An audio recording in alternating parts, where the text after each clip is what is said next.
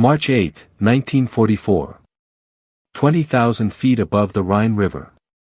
Captain Robert S. Johnson grips the control stick of his P-47 Thunderbolt, the cockpit trembling with the roar of its massive Pratt & Whitney engine.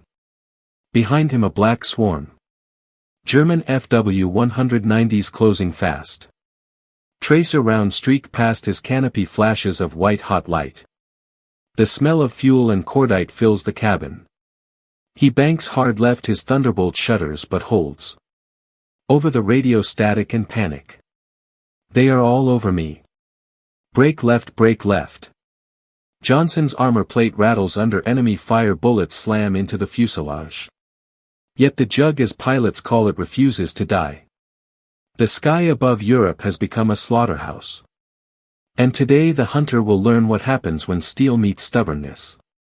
In 1942, when the Republic P-47 Thunderbolt first appeared, few believed it would ever survive combat. It was huge, heavy, thick-winged and slow to climb. German pilots mocked it, they called it the flying milk jug. But looks deceived. Beneath its thick armor lay one of the most powerful engines ever built, the R-2800 Double Wasp, capable of pushing the Thunderbolt past 430 miles per hour.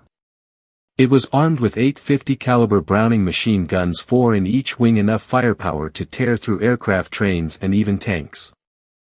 At first the U.S. Army Air Forces used it as a high-altitude escort. But early missions into German territory were disasters. The bombers B-17S and B-24S had to go deep into Europe, while the Thunderbolt's short range forced them to turn back before reaching the targets. Without fighter cover, the bombers were massacred by the Luftwaffe. Hundreds of airmen were lost. Every mission became a gamble between duty and death. Then came 1943 and the arrival of new drop tanks, new tactics and a new breed of pilot. The Thunderbolt was about to earn its name.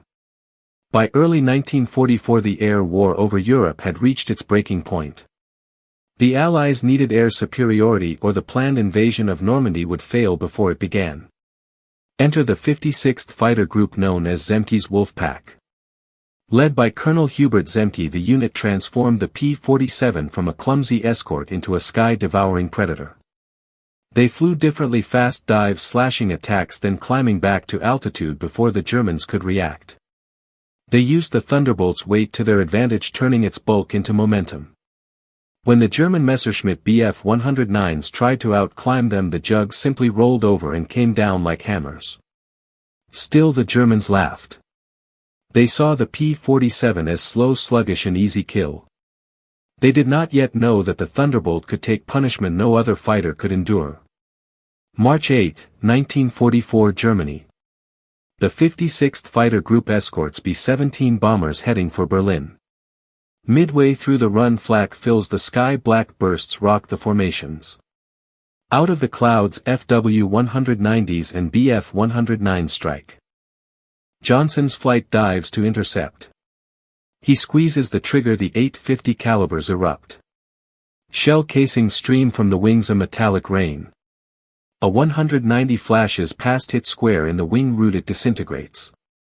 Another loops behind him, firing. Cannon shells rip into Johnson's plane, his canopy shatters, oil sprays across his face. He tries to bail out, the canopy will not open, the lever jams. More hits, the rudder is torn apart, his engine coughs, then steadies. The German pilot circles behind him, firing again and again, over 200 rounds. Each burst rakes the fuselage, yet the Thunderbolt keeps flying. Johnson braces himself, smoke fills the cockpit. And then silence. The German ace flies alongside, staring in disbelief. He salutes and peels away.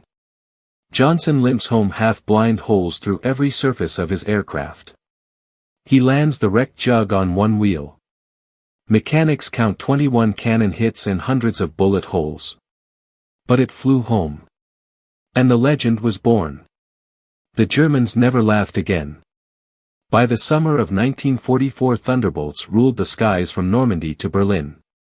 They strafed trains, convoys and airfields, destroying more than 9,000 enemy aircraft and thousands of vehicles. It was not the fastest plane. Not the most elegant.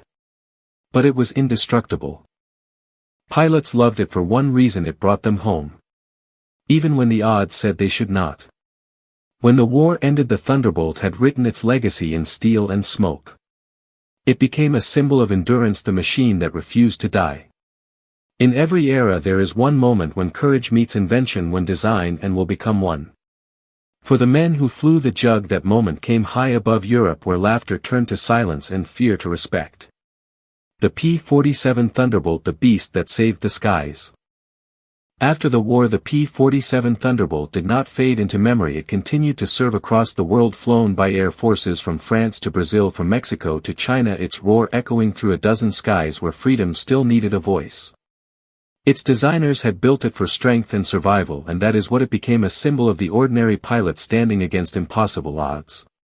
In the months following the victory in Europe, many pilots who had once flown B-17 escorts returned home, their uniforms worn, their eyes older, but their loyalty to the Jug unbroken.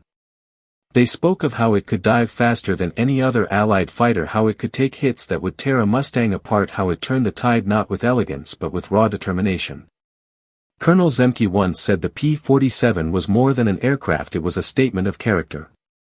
That statement echoed across airfields, from England to Belgium, from muddy runways to bomb-scarred hangars.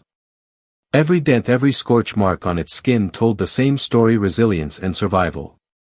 In factories back home, the workers who built the Thunderbolt followed the news of its victories, each headline proof that their effort mattered. Many of them had lost brothers or sons in Europe, and when they saw photos of a Jug landing battered and bleeding oil across its wings, they saw more than metal, they saw a survivor. Even German pilots learned to respect it. Interrogations after the war revealed how Luftwaffe aces feared the Jug's sudden dive attacks and unstoppable endurance. They called it the bulldog of the sky. And when they heard one roaring behind them, they knew that escape was rare. By 1945, when Allied forces entered Germany, Thunderbolts were the first over Berlin, the last to leave the front lines.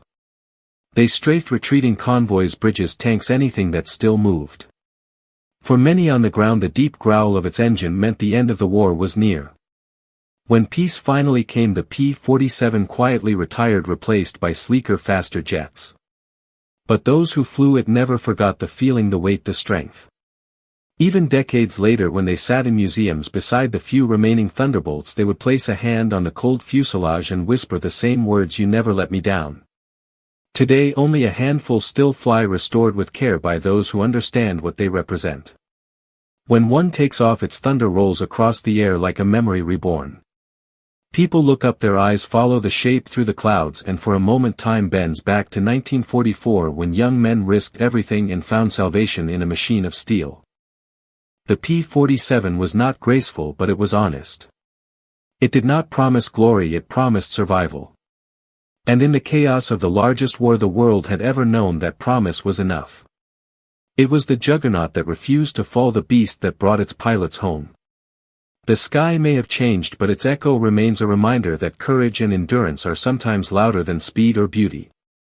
For the men of Zemke's wolf pack, and for every pilot who heard the storm of its engine, one truth endures.